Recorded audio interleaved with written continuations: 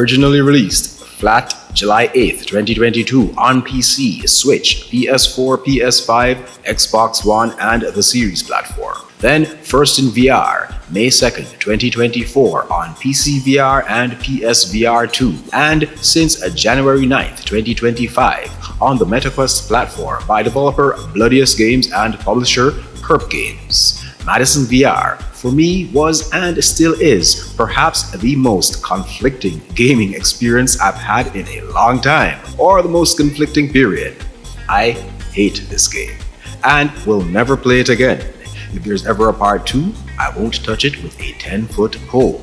However, on the flip side, it's one of the best gaming experiences I've ever had.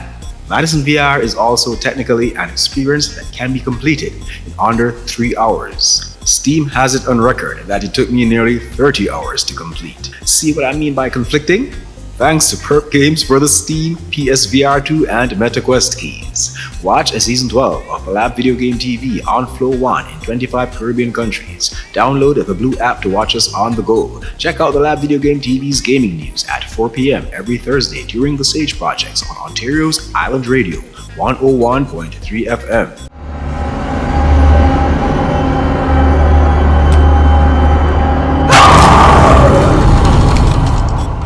I'll do my best to make sense of my self-contradicting statements. MADiSON VR is the most oppressive gaming experience I recall ever having, but it was this way by design, a very deliberate design on the developers' part. The developers wanted to take psychological horror to the next level. Bloodiest Games made a conscious decision to show the rest of the gaming industry how it's done, and they succeeded.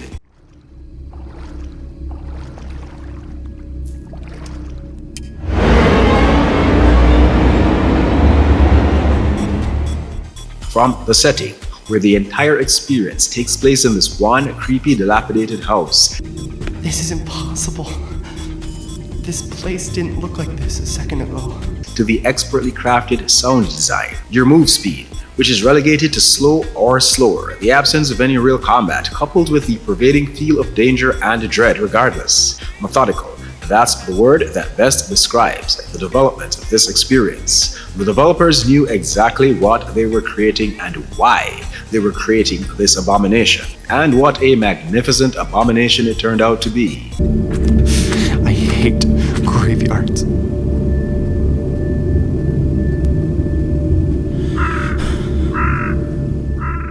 The story of MADiSON, although told well, remains vague till the very end. To each their own.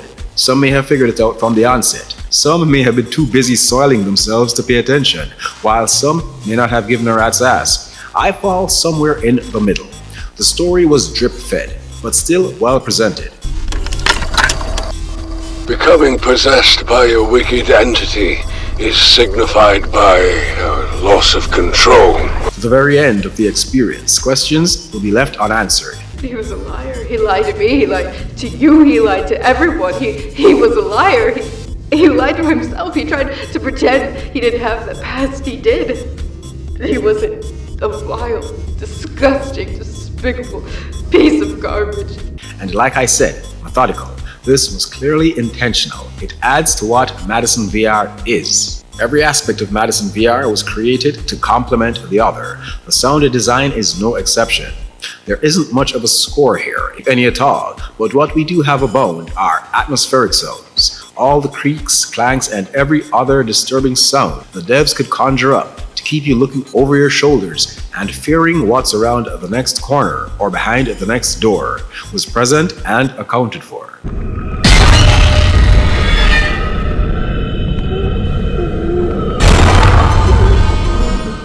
The voice acting was superb as well, with maybe the exception of Luca, your character. There was just something off about his delivery, and the devs may have also felt the same, as there is an option to mute him with subtitles as well. No, not again. No, fuck. I can't feel my fingers. What is happening to my body? The visuals work for me, and depending on where you experience MADiSON VR, they may work for you too.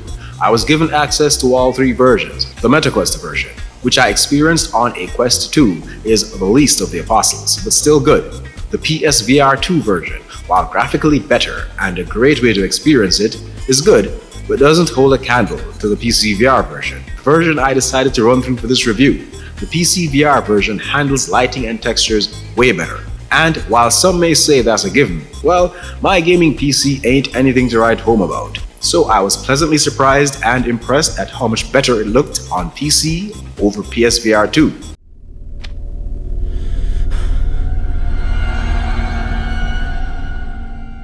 MADiSON VR thrives off atmosphere. In order for it to have the desired psychological effect the devs want, atmosphere must be on point. From sound design to visuals to gameplay, and Bloodius achieved this, even on the Quest 2. Job well done, folks.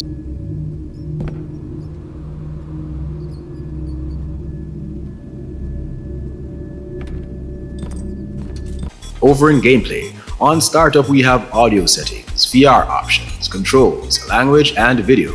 There are no video options on the Quest 2 or PSVR 2 versions. If there were on the PSVR 2, that would really have helped. I probably would have completed it there instead. We also have accessibility options. I didn't realize MADiSON VR was originally a flat game until hours in. I don't recall ever hearing about it before VR, so when I started, I thought some of the VR mechanics were a bit off, a bit dated, like the inventory system and some janky interactions, particularly noticeable with opening drawers.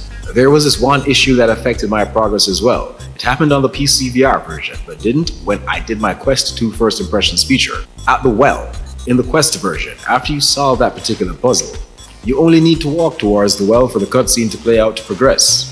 But in the PCVR version, it didn't work that way. It took me a real long time to get down that well. Let me leave it at that.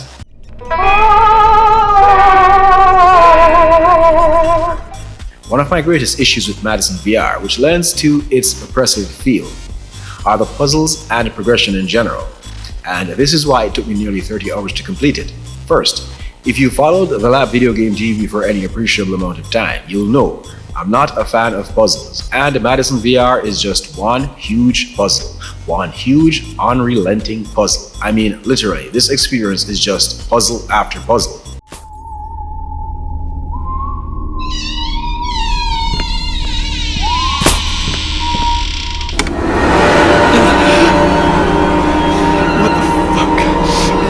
In this house.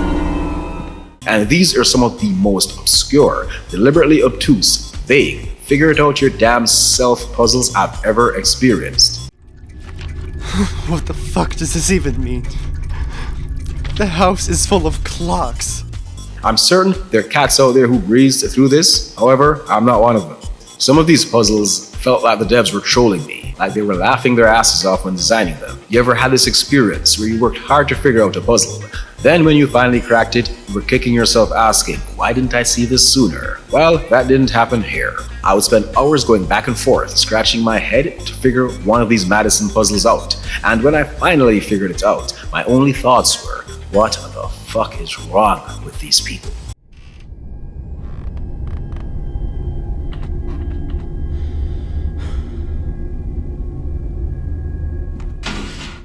Even the name of this title is a puzzle. See how the devs write it out? All caps except for the I. The very last scene leaves you asking questions. Is there even an actual purpose for the broken shovel you guys had me walking around with? I completed this game with items I found and never used. Come on, tell me Bloodius wasn't trolling me. These devs have zero chill. They do not know when to quit. They just poured the oppression on from start to end. Salute to Bloodius nonetheless. Like I said, this review is filled with contradicting statements. I hate this experience, but it's one of the best I've had to date. Yeah, that's my story and I'm sticking to it. Generally speaking, demons try to complete simple rituals to break the bondage of their souls. To carry out this ritual, you must rid yourself of an object with important sentimental value to you. Offer it as a sacrifice. Gamers are complainers. They complain a lot. Ever hear this complaint? Jump scares got old. Similar to the complaints about QuickTime events, while I've always held firm to the belief that QuickTime events and jump scares done right will always have a place in this industry. And Bloodius reinforces my claim. Every jump scare in this game makes you jump, even if you know it's coming. It does not matter. Every single one got me. I'm serious. I experienced certain scenes on multiple platforms and they still got me. I had to replay certain areas several times and they still got me. There would be times where flickering lights means something is coming. I knew it was coming. I knew what was coming and it made no fucking difference. It still got me. Damn you, Bloodius. Damn you all to hell. According to official sources, the 43-year-old woman, MADiSON VR, intended on murdering 7 people.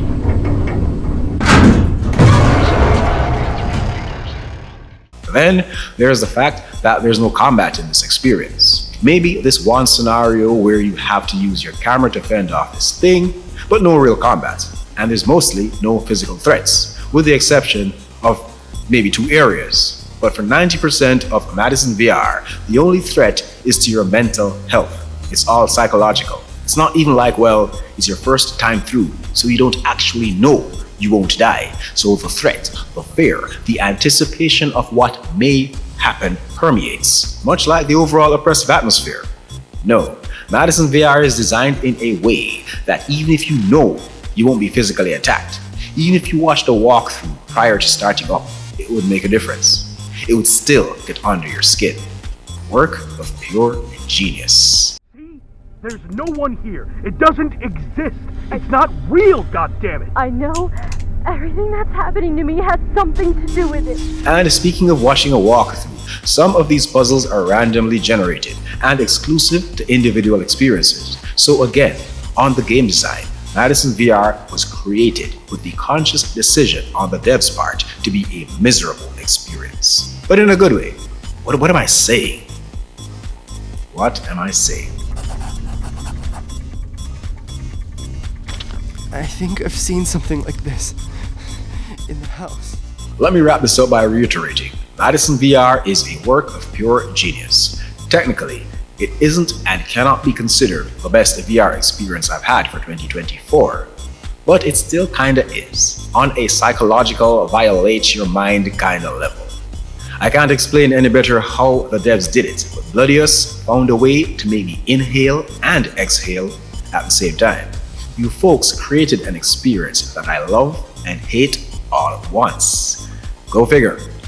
If your child has already had contact with this entity, his life, yours, and your family's are in Mom. jeopardy. Chanel, what have I done? Watch Season 12 of the Lab Video Game TV on Flow 1 in 25 Caribbean countries. Download the Blue app to watch us on the go. Check out the Lab Video Game TV's gaming news at 4 p.m. every Thursday during the Sage Projects on Ontario's Island Radio 101.3 FM. Thank you for watching. If you like my content, feel free to like, comment, share, subscribe, and hit that notification bell.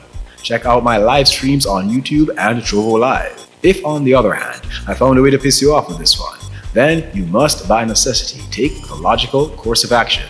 Dislike, unsub, leave a feisty comment voicing your utter disdain and displeasure with what you were subjected to today. Either way, I won't hold it against you. Our game is never over. What am I doing? God.